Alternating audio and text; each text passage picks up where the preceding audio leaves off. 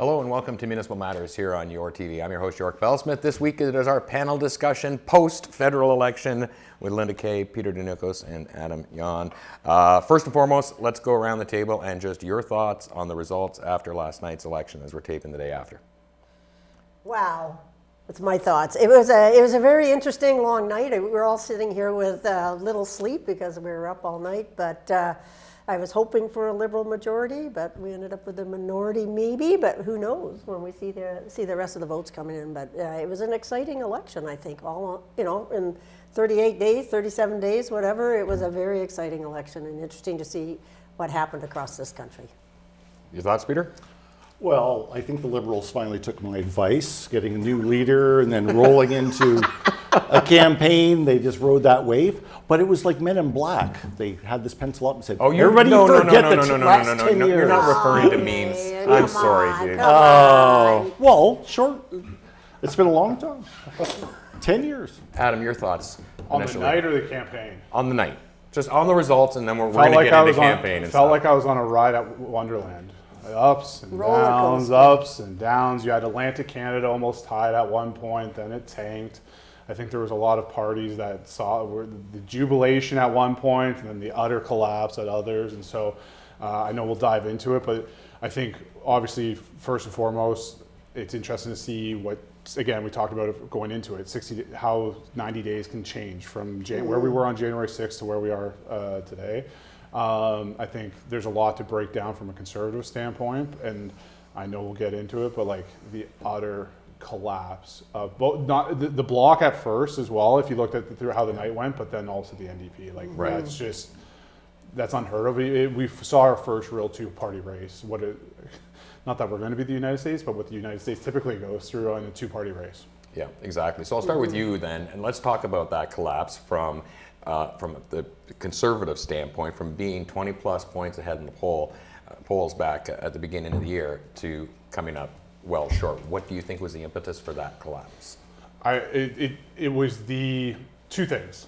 When you lose, there was an anti-Trudeau sentiment that I think was very deep in what Pierre and the Conservatives were leaning on, right? And so the carbon tax was it was very much a real issue. And so when Mark Carney took that bullet out of the chamber, that became one less thing. I would say, I don't think the campaign or the ballot box was necessarily all about Donald Trump if you look at it, because if that was the case, and if you look at what the pundits were saying about how Pierre wasn't talking about Donald Trump, you wouldn't have seen the gains that Pierre made. And I look at Ontario and some of the flips, right? Like there's ridings, even in our area that were flipped, both went conservative to liberal, but then also liberal to conservative, right? And so look at Northern Ontario, like again, there was a lot of critiques from Doug Ford's campaign manager and even Doug Ford himself at points. But I think if you look at it, he did almost similar to what Doug Ford did in these traditional NDP ridings in the North, Windsor, and these others. So I think that's going to be the bigger thing. Can Pierre take that momentum, resonate with blue collar workers, or was it just a blip with the NDP collapsing so low? So I think from my perspective, he lost the common enemy that were bringing people in, and but ultimately I don't think he did that bad. Really, I don't think he did that bad at all. Your thoughts, Peter, on the change? Well, the change, I mean, again, the Liberals, they cast aside all of the stink from Trudeau, right? And they had a fresh new leader. I mean, I don't know how fresh he is, but, you know, it kind of made everybody forget, oh, this is a brand new shiny party. And I don't think Pierre and the Conservatives picked up on that as much as they should have, right? And he kept to the same old messaging. And the Liberals, they were smart. As you said, they took the carbon tax off the table. And I'm surprised most people bought that, because they could have done that at any time. And they made us suffer. But anyways, that's my own opinion.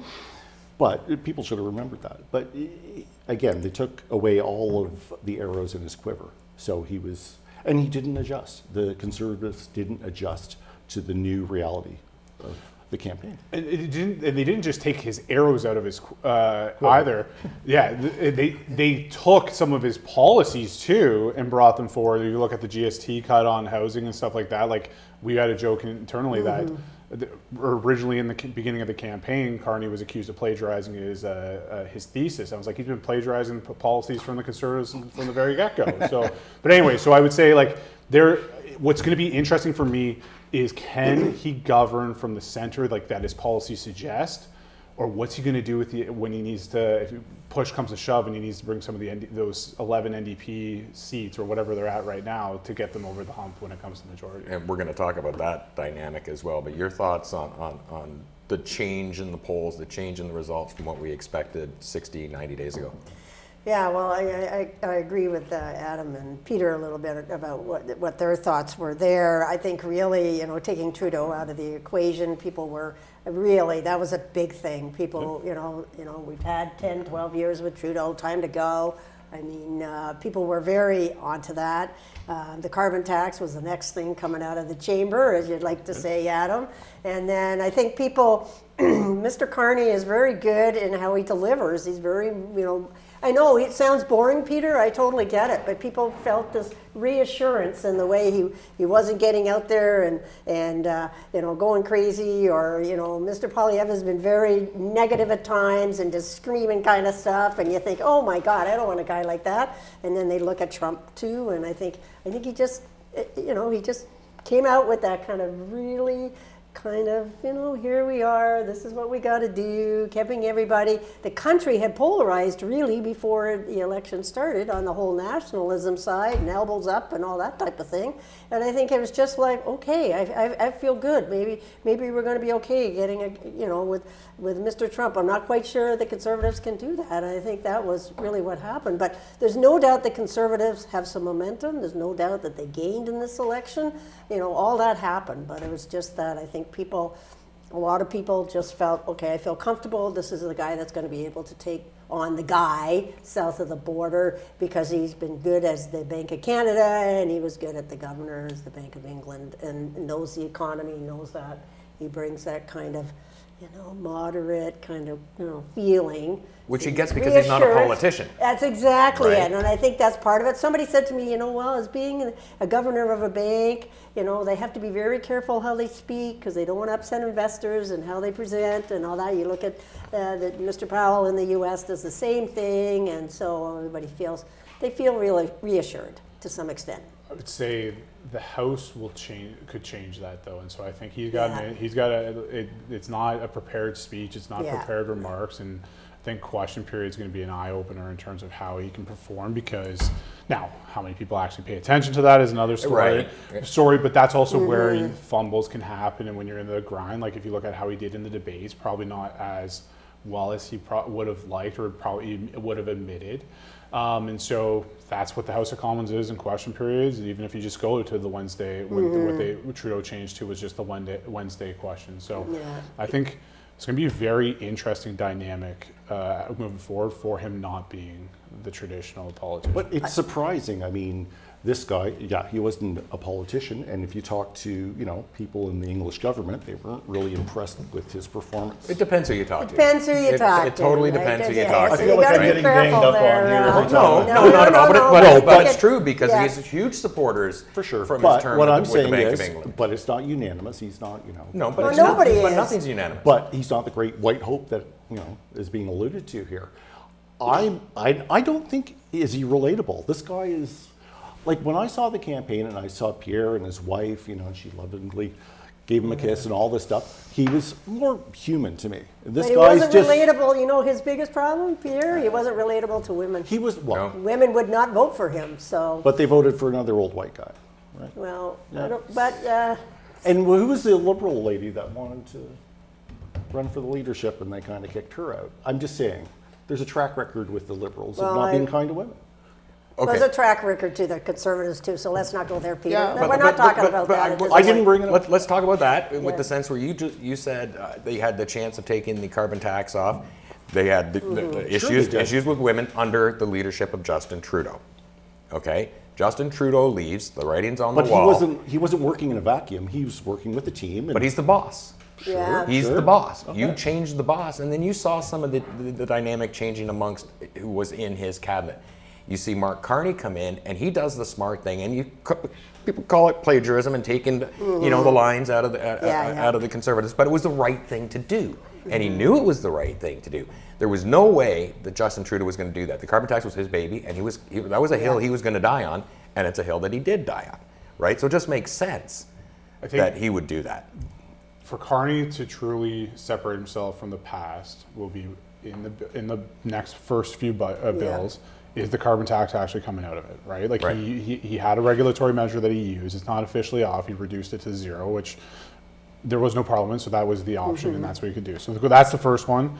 And what are these policies? How many of these policies is he actually going to move on? And then who's he tasking with addressing these? Because to Peter's point, like, as much as he's the boss, he's not the boss of every single policy that happens within some of the ministries. And so if you look at you can issue the mandate letter and what issues are in that mandate letter, but there's other stuff that comes up on a day-to-day that he has no idea on. And if the philosophy's there, like of a Stephen Guilbeault and certain stuff, and that doesn't change, like, that's still an issue. And so he's got a new bench that he has to look at. It sounds like he's going to go to about 30 cabinet ministers, that from what all signs point to, he's going to come back early. But if he doesn't get his team right, he's probably going to have a similar fate as Trudeau. And I think what the public said or what voters said to the government is, okay, you changed your leader, but now let's see the writing needs to be on the wall, and we could be here in 18 months, 24 months, 36 months, and it could be a complete flip because he didn't listen to the electorate and did what the electorate was asking, and they tasked the opposition with opposing. And we don't know what what his cabinet's going to look like. We have no idea right now. And that was a big talking point for a lot of Conservative supporters heading into the election. It's just the same old team, But that was an emergency thing he put together. He had to put something together right away. He's had a lot of time between the time he took over and now to plan out what his cabinet's going to be. Your thoughts, Lynda, on him holding true to that and getting a new team, a fresh team behind him? Yeah, I think you're totally right there. He has to. Hopefully, he's been thinking about that. I would assume he has. I think I agree with Adam. It's going to be interesting to see him in question period. He's not a politician. How is he going to? I mean, I had my doubts when they said he was going to, go forward and do this, because I know he's not a politician. You weren't worried. What is he going to be like? Yeah, he's got to really look at what does he put together as a team.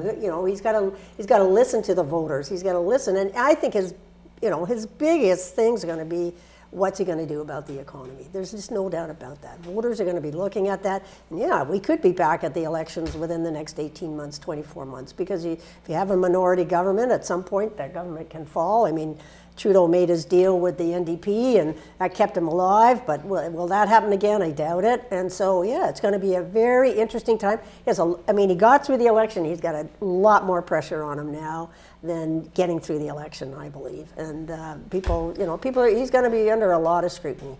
It's less of a jump from where Peter was. Say Carney we didn't go to a campaign, he brought the House back. Right. Made a couple missteps. He still may have gotten elected with a similar result because of how many seats the Conservatives needed to gain. They're within striking distance now. And it almost feels, from a federal perspective, similar to 2006 or 2004, 2006. That's what it feels like right now for me, in terms of the Conservatives being within striking distance. You have a prime minister that just came in, and if he doesn't change from the old government, then it's going to be Peter's going to be very happy in a couple of years, maybe. We'll see about that. But he's an economist, right? And he comes in, although not a politician, he comes in with the relationships with other economists in other countries. Everybody knows who he is. He's known worldwide. So when we talk about the economy and his ability to forge relationships outside of the United States with Europe and Mexico and other countries, I mean, that has potential to be a great boon for Canada and our economy. So the only thing I would say to that, though, is, and I know that's what his pitch is, it costs so much money to ship goods over to Europe.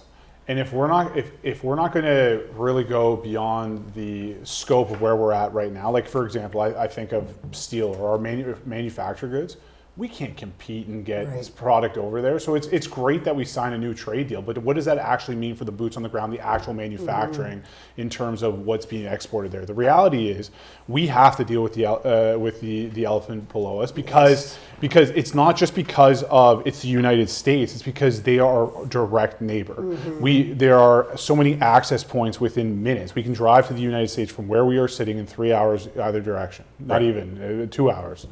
And so that is something that you have to think about. Like it's all great for a talking point where we're less reliant, but just because you signed a free trade deal doesn't mean that we're exporting product over there. So it's all fine and good. We do have to figure out what's going on with the United States, and there's only one person that can figure out how it's going to impact our relationship with the United States, and it's the President of the United States, who on any other day could decide what happens to us in a good or positive or negative way. But the message that it sends that Carney's willing to do this to Donald Trump, no matter how serious he is or how far that goes, the message that he sends has already spooked the elephant below us.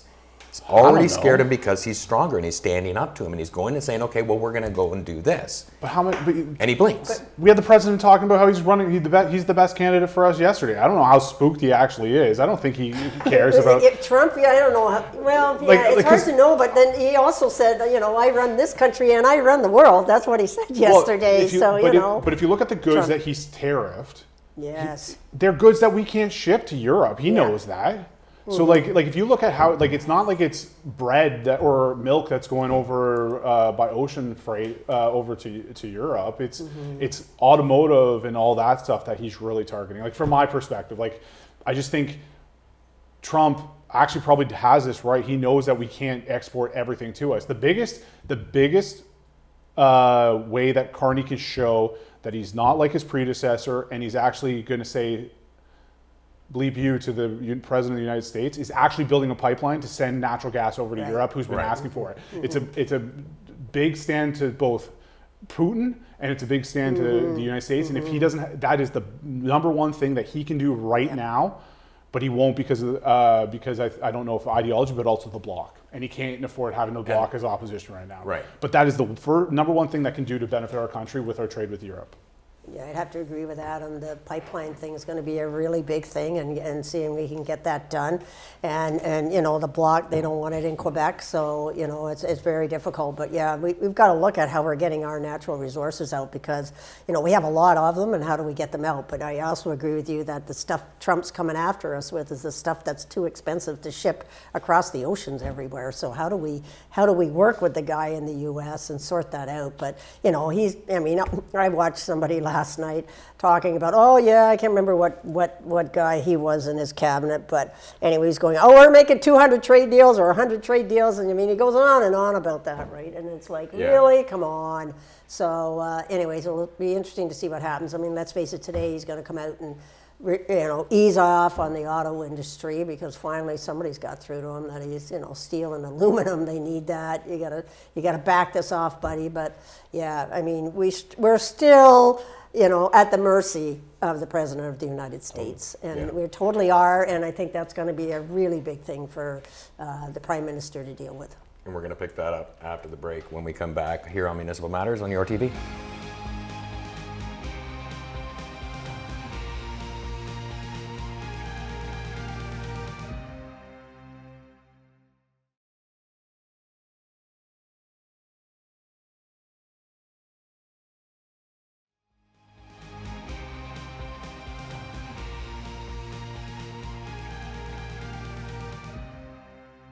Welcome back to Municipal Matters here on your TV. Once again, I'm your host, York Bellsmith. This is our discussion panel post-federal election. We're talking about the relationship and tariffs and stuff with the United States. One thing we haven't talked about is who Donald Trump is listening to and has started listening to is the business leaders in the United States. So the relationship with an economist like Mark Carney as our prime minister, in not necessarily dealing with the White House and that group, but dealing with the executives of the businesses that the tariffs are going to hurt stateside as well. Your thoughts on that relationship and that dynamic and what that could do to President Trump's plans? Well, at the end of the day, President Trump has always, the art of the deal.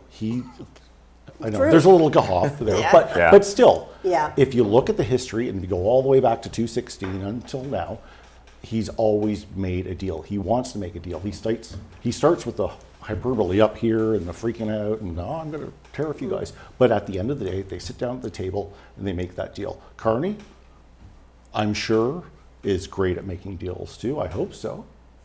But I mean, we know what's good for Canada. They know what's good for the States. And to your point, like, not everything can go to Europe. We're not going to sell China a bunch of stuff right now. No. And we do have a couple of aces in our pockets with the critical minerals up north and our energy. So, I mean, that's got to be in the back of his mind. So he's making this play. Everybody just needs to calm down and watch as a deal comes to fruition. And that's my view of that. Your thoughts on Mark Carney and his influence on the business leaders? I'm not totally convinced even the business leaders can get to Donald Trump, right? Like, I think there's more at play from Donald Trump's mind, and if I really had a tinfoil hat, I'd speculate about markets and manipulation of markets and stuff like that, right? Like I don't think, to take a line from Premier Ford, the cheese has slipped off the cracker with the president every other day, and so like, he may listen to a business leader one day and then he changes his mind the next. And so like, I don't think, the only thing that you can be certain of is the uncertainty down there. And we do need to look inward and how do we protect ourselves as best as possible. And if I was the prime minister, if I was in Carney's shoes, that's my sole focus, is how do I strengthen the domestic trade? How do I strengthen supply chains to get it? What can I do? How can I utilize our critical minerals? We know that's why President Trump wants Canada to be the 51st state. He knows what's in the north. He wants the energy, he wants critical minerals. It would be the equivalent of a hockey team benching their starting goalie. Why wouldn't you lead with your strength? And hopefully, we've gone from a prime minister that was governed by pure ideology, and hopefully he goes to more pragmatism and focuses on our strengths as opposed to just burying our strengths. Do you think there's any link to the argument about Carney dealing with business leaders in the States? I mean, we did see what the big three auto companies were able to manage with a suspension of tariffs, or a pause, so to speak.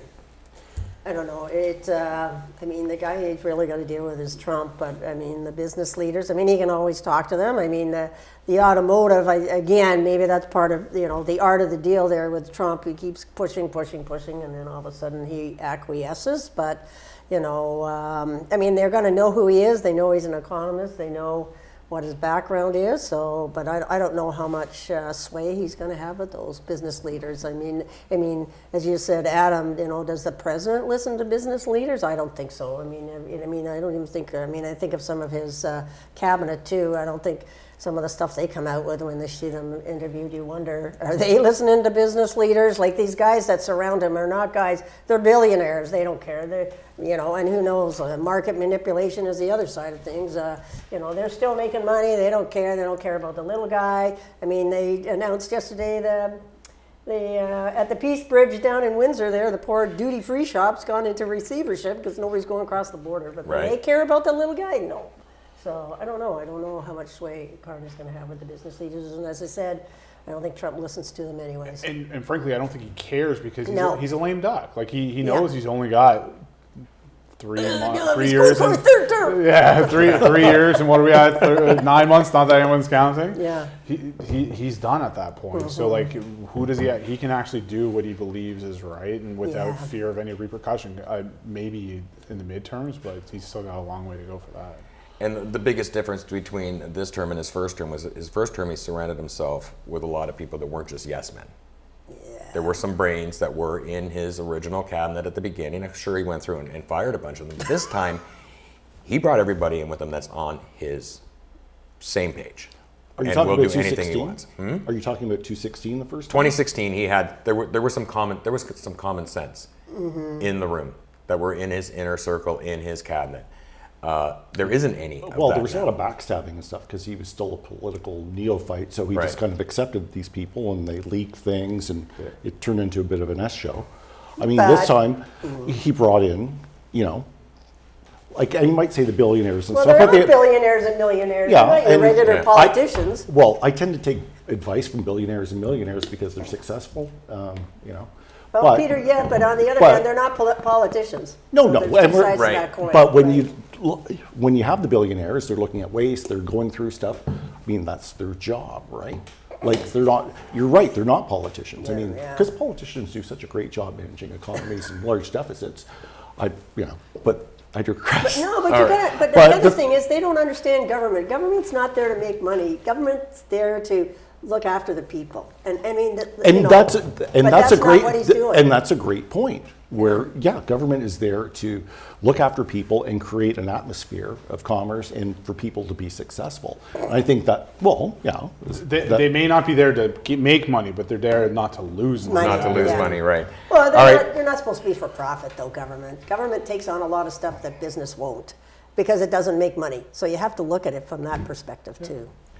So let's bring it back up here. I mean, Carney's got a lot to deal with everything that's surrounding President Donald Trump and a Republican Party and such that are all kind of behind him.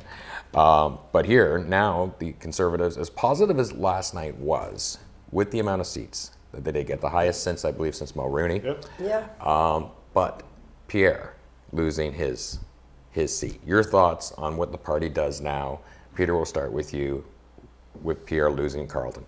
Well, I mean, traditionally people would be asking for his head, step down, those things, that's totally up to him. I don't think he totally failed. I mean, he got more seats. He just has to work on his vision and maybe his delivery. But I can see him making way for a new person. What do you think? You think he's going to step down? Or just go to the side. I think he's. I can't say what I want to say on air, but I think. Oh, come on, I think Adam. he's taken that caucus to the vet and completely.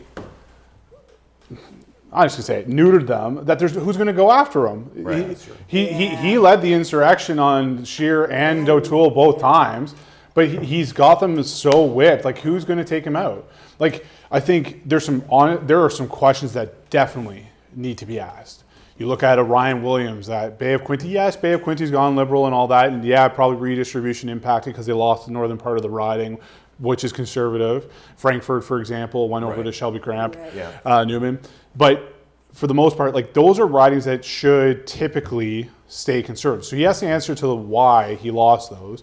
But at the same time, you look at, I go back home to Cambridge, Kitchener South Hesper, that are both leads right now for the Conservatives, that are flipped from the Liberals. You look at Brampton, that the seats they've picked Yeah, up that around flipped. Brampton and Northern or South York, or I guess, yeah, South York, and right around the 416. Like, if you asked anybody, those were the areas that he needed to win in Atlantic Canada, for example, as well, and he's shown that he can do that.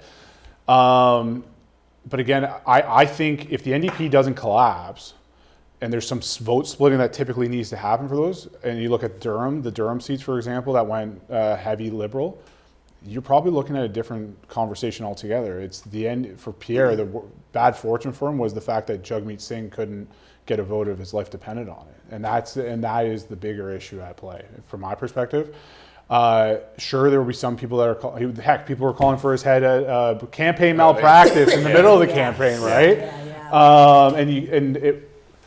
I think he needs to take a look in terms of what they could have done differently. Was the media distraction? Was there too much talk about the mechanics of a campaign that distracted from his messaging at times? Absolutely.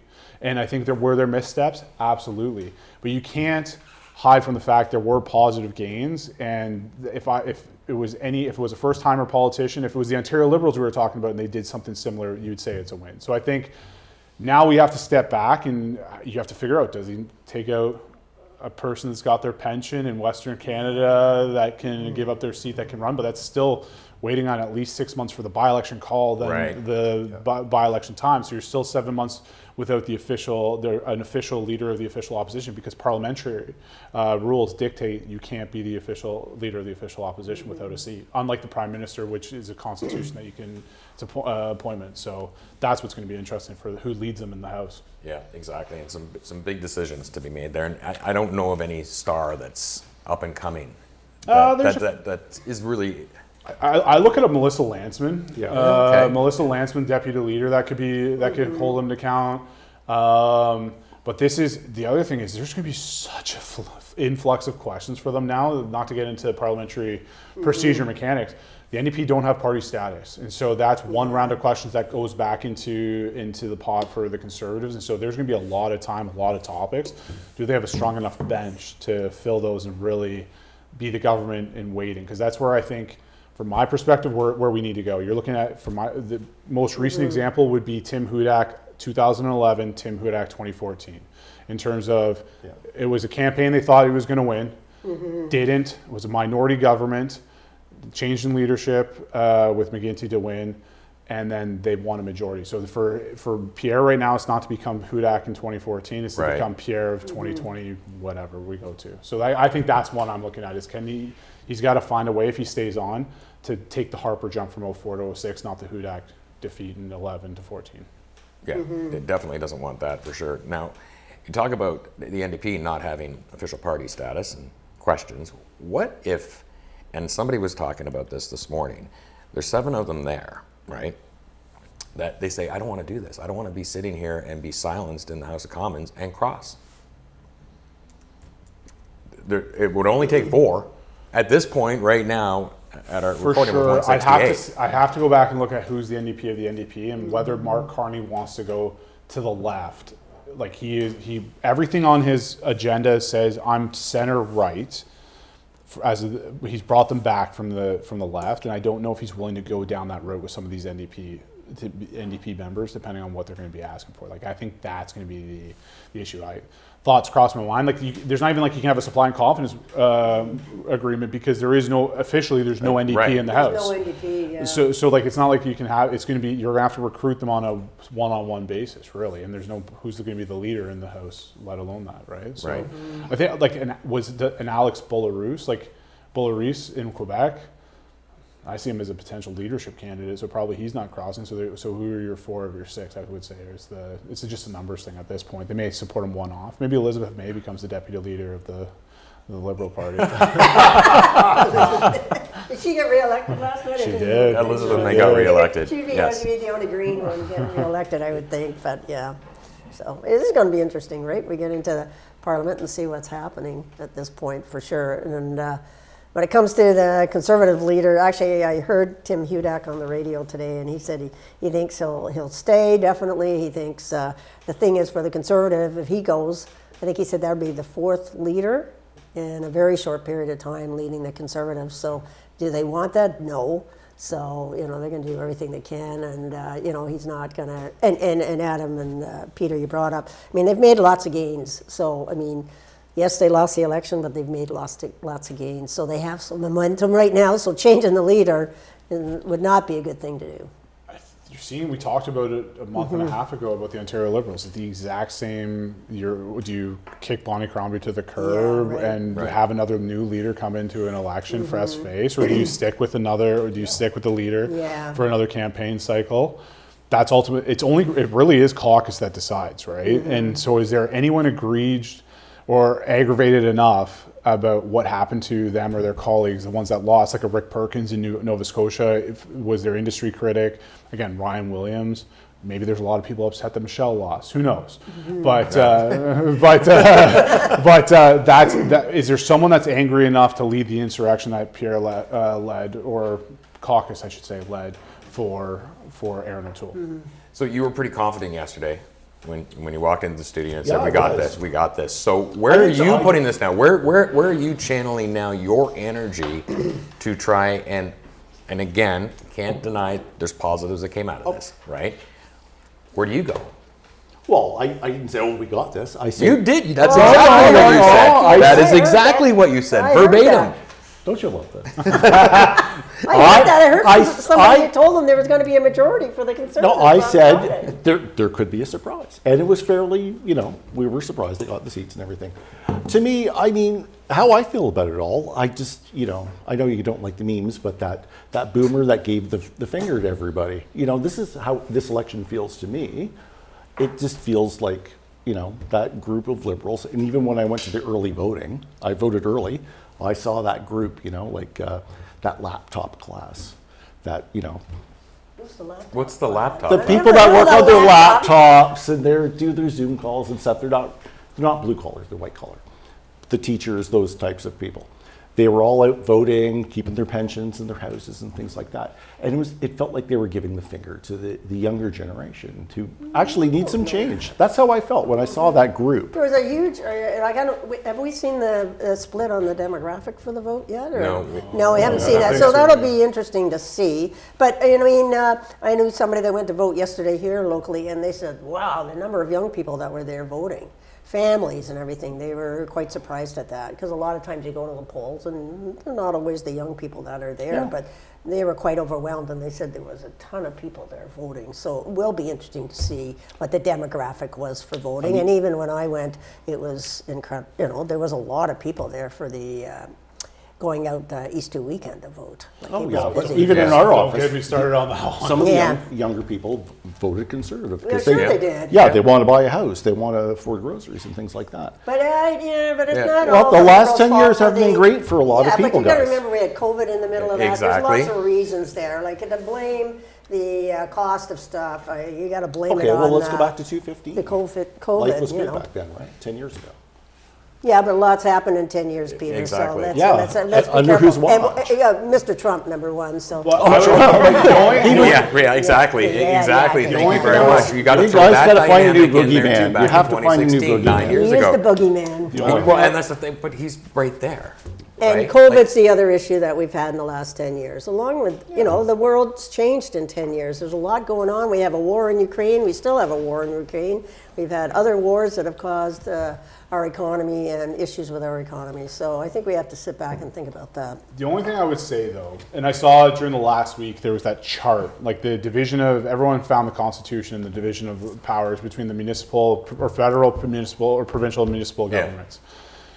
The issue I had with that is, yes, you're voting based off of the federal stuff, but the federal leader, the prime minister at the time, inserted himself into these provincial jurisdictions and blended the two by offering money when it came to whether it be childcare. He put a bunch of money into housing and stuff like that. So it does become an issue when you insert yourself into that issue, particular issue. So like housing, for example, the federal government jumped in and started talking housing and stuff like that. So they do own some of the conversation about what's happening, maybe not solely blame, but at the same time, it's still a part of the conversation from my perspective in terms of cost of living when it comes to the steps that they took during COVID when everyone got served, for example, and that's where a lot of inflation conversation started and all that. So yes, I do think the federal government has a role because they've inserted themselves in certain parts of the conversation that they were never in before, going back 15, 20 years ago, personally. Right, and of course, a lot of that coming in to help,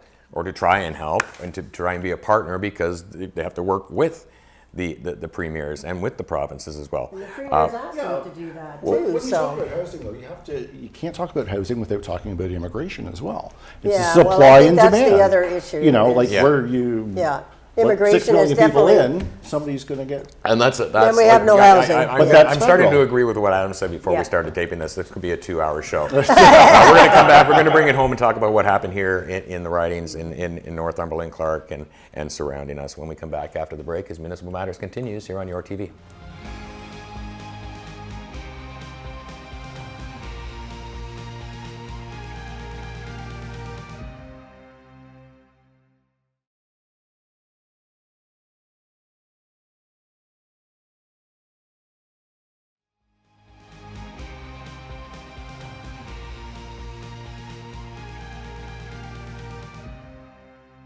Welcome back to Municipal Matters here on your TV. I'm your host, York Bellsmith. This is our panel discussion post-federal election.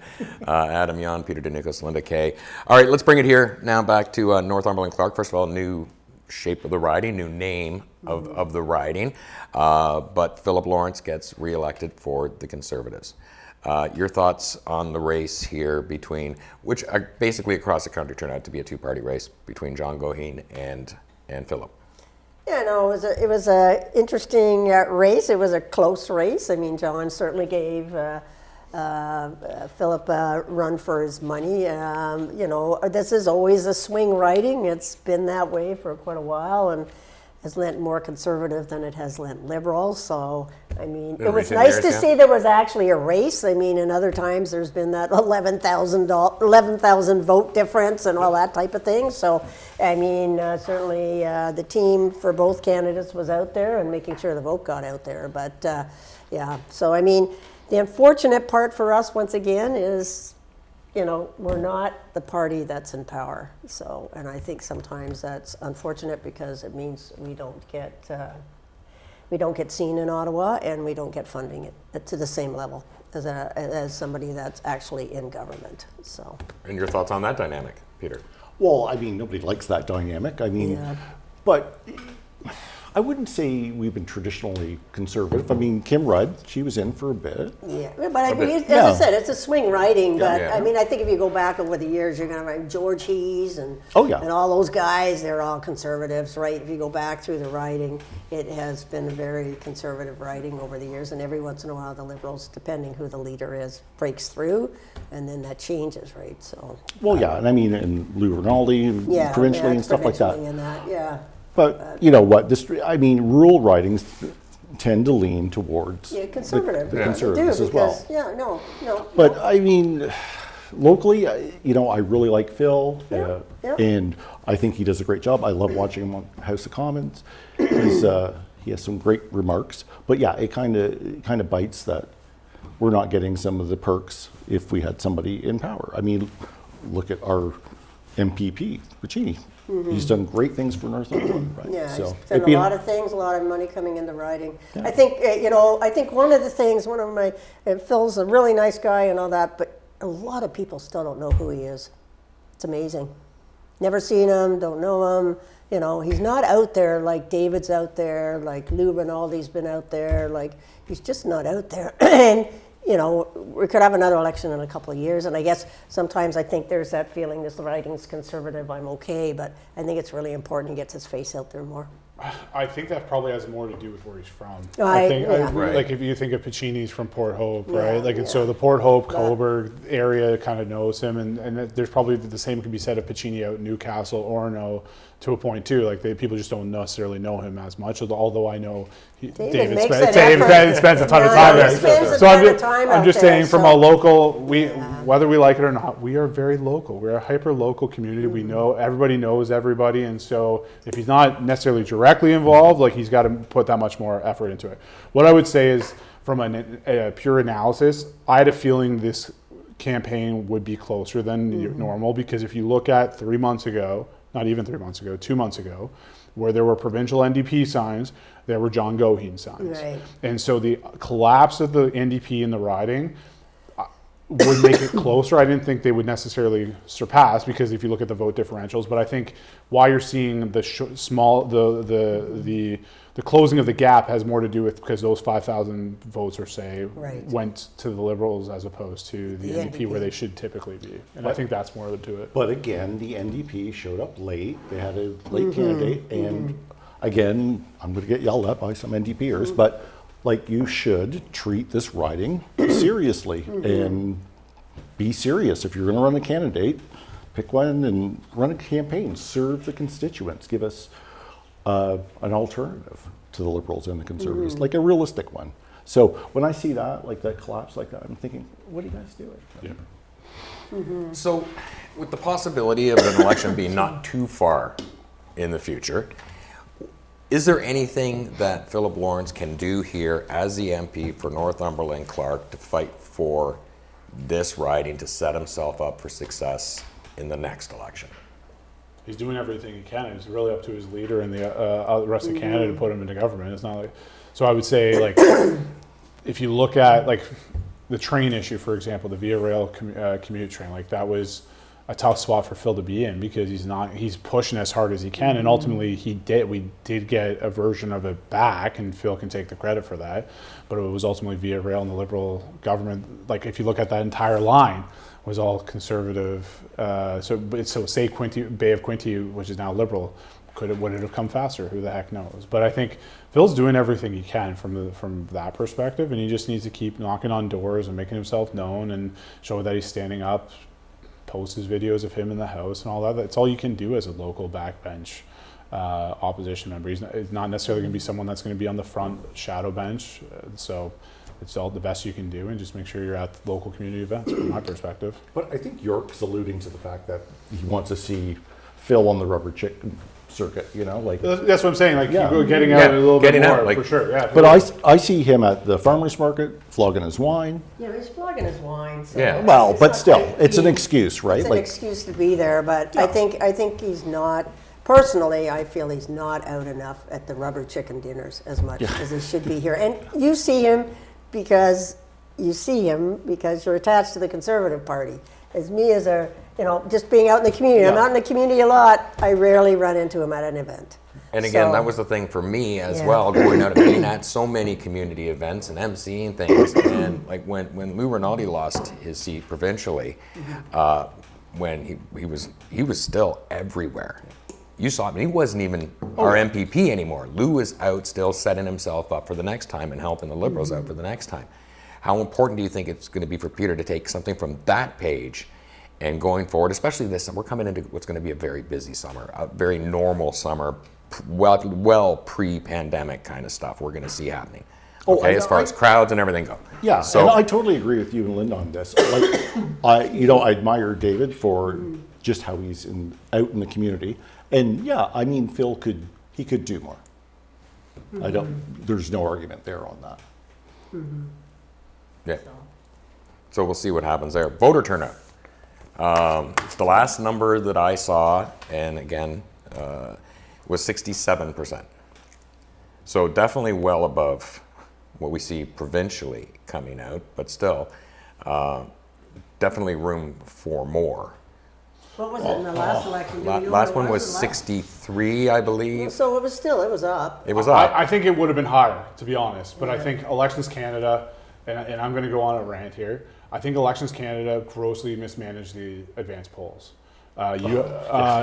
So my wife and I, with our 2.5-year-old, go in line, or get to the polling station at the County of Northumberland building on William 6th and William Yeah. Street. Yeah. Line up out the door. We're like, oh, lineups probably moves Yeah. quick.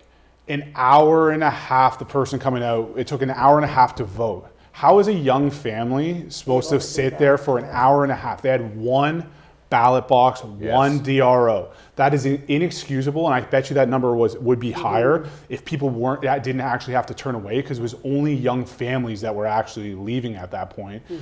People that could stay were staying, so kudos. But that wasn't just our riding; that was across the province. And that an hour and a half wait. I'm sorry. Yes, it's your right. That's what we're there for. But you shouldn't have to wait an hour and a half to cast your ballot. It should be 5 minutes. And the fact that they haven't moved to electronic balloting like we did in the provincial election, again, we have the benefit of seeing both sides. I voted in 5 minutes from start to finish provincially. And even when we went with no line, it was still 15 minutes because we were 5 people back. But each person had to go mark their ballot. So it's just, I think Elections Canada has to own some of this responsibility at this point. I think there was a lot of takeaways that could be done with the fact that it was done on a holiday and stuff like that. But yet still set records. It still set records for Right. sure, but think about what could have been. It could have been with the number of people that actually had turned away and who maybe didn't go back. So I think there's lessons learned from an Elections Canada perspective, from my belief. I would agree with you, Adam. I think the manual way the election, and the people trying to look through lists and trying to do this. Like I kept thinking back to the provincial election where you just went in and it was all on computers. You marked your ballot into the machine, right? Like I thought, oh my God, this is pretty antiquated here. What's going on? And I also think Elections Canada, unless you kind of knew that maybe you could apply to work for the election, I didn't see that on social media like I did for the provincial election. It was all over. We need people, blah, blah, blah. It kind of, I knew people that ended up working on the election, but I never saw any, like, we need people to help or anything like that, right? Which is crazy. I think they planned for that. I think they planned for it. I don't think it was a lack of volunteers. I think they planned for advanced polls to be the way they did. Oh, really? And because it was one desk for every riding, like each polling station had every riding, and that they have to own that. And if there's a parliamentary study on that, that has to be one of the things that comes You bring back, up a because good point. we cannot go do that again, because that's how people get soured from voting and becomes too. And so you have to make it as easy as possible without like going online Yeah. online internet voting, but right. on like electronic tally machine, 5 minutes in and out. Yeah. You have to break down the barriers to get people to vote. And, Yeah. and we learned some lessons here, but that is the biggest takeaway. They have to own a lot of this from their perspective. So also with Elections Canada, how much do you think it made a difference with the delay it was in getting voter cards out? With people not getting them till the very last minute, some not even getting them until after the advance polls. I don't know about that because the provincial election was even later in terms of when we got them, they right? were. Like, and I don't think it's not. I hate when the election agencies say, "Well, we didn't know." Well, we were almost in an election last fall. Exactly. Yeah, Right. so Like, you they, should- I mean, they knew it was coming. Yes, like yeah. you should have poll in case of emergency here every single time, everything tied up. Like there's obviously steps that have to be done. I just think it's inexcusable to have one desk and when it's already expected to be a large turnout because of the holidays Oh for, my gosh, for I that was reason. embarrassed too. I went to vote, and there's a great big long line up out the Columbus Center, right? And I get in line, and then the lady comes down and she goes, "Oh, what poll are you?" And I show her my card. "Oh, well, you can just come right Yeah. in, right?" And then people are going, "What are you? Like, are you special or what?" And I'm going, "I have no idea." And then I got inside, and my poll wasn't busy, but it was kind of like, ooh, you felt kind of. Even when I walked out, like, how did you manage that, Lynda? I said, well, I don't know. It's just my poll, you know. I did 600 William on the Sunday, and there was a small lineup. But when I got around the corner, and the slowing down was the actual people voting. Like, I just saw a lot of, like, it was like I was at Tim Hortons, But I was like, boom, boom, in and out in a minute once I got to that table. I had my voter card, I had my license, and it was done. Yeah. Yeah, but getting to that table, but to again, that so like for example, when we went in on the Friday night, when I officially got to the ballot box, like before we were outside in line. Not to mention it was raining too on Friday, so people were also making the decision to leave because they were standing outside in the rain, standing in the rain. So that's not but good. but it was still an hour and a half from the guy that came out when we were talking to them, but. It's the fact that there's only one person taking it. Like, so typically you would once that ballot gets pulled, the next person steps up and you go behind and then the next person is getting ready for their ballot. But that they were waiting for that person to put their ballot in the box. I heard that too. Adam. And then See, then that you have to didn't happen wait. in Brighton. So That that didn't happened. happen. I didn't experience so that. that was That's partially interesting. in having worked heard on that. elections and scrutineered, obviously, like you see the difference. But that was they were waiting for the full process to be done Before the next person. as opposed to starting a queue to mark your ballot type of thing. Yeah, I know. Yeah, I heard that too, Adam. People complaining about that. Yeah. So Northumberland-Clarke stayed blue. Let's go up to Peterborough and what happened in Peterborough. Michelle Ferrari losing her seat. She was active social media wise every single day, multiple times a day out there. Seemed to have a swell of support. Pierre coming into Keene back on the day before the election on Sunday. There was a big crowd there. It was everybody huge. could see that. What do you think happened in Peterborough? All right, I'll jump in. Save me on this one. Save me on this one. I'm coming back to you. There's a few things. Number one, Michelle's riding changed from redistribution. It became more urban. She lost her rural part that would help bolster her from a conservative standpoint, right? And so I would say that's number one. The redistribution hurt Peterborough more so. And if you look at the difference, like the difference between Dave Smith provincially, where Right. there's still the old ridings versus new one, number one. Number two, you've seen with the Liberals, how well the Liberals do in more urban ridings, more government towns, so to speak. The Ottawas that are now Ottawa's completely red, both provincially and federally. Peterborough, Toronto, for example, like that's the other aspect of it. And then I'll go to the constituency aspect. You can be as active as you want on social media, but if people don't feel that they're connected with you, like to what we were just talking about with Phil, what does Phil need to do in between the next campaigns? And I don't necessarily know if Michelle was as active in the community as opposed to being on social media and that type of thing. So that I think there's a aspect of the local, and did they feel connected to Michelle's type of thing? Your thoughts? My thoughts, I know Michelle personally and her fiance, Brian. I think Michelle is extremely outspoken. She takes bold steps, and it rubs some people the wrong way. And she was very forthright on social media, and I think that hurt her a little bit.